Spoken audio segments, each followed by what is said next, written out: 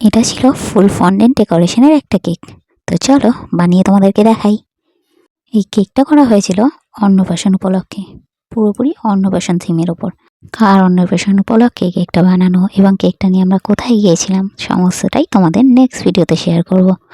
তো চলো এবার বানাই।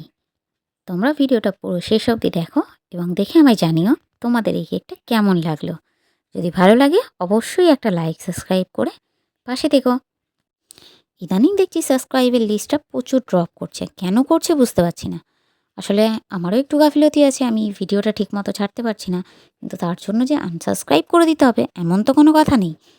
তোমরাও দেখতে থাকো, তোমরা আমায় উৎসাহ দিলে আমি অনেক অনেক কাজ তোমাদেরকে উপহার দেব।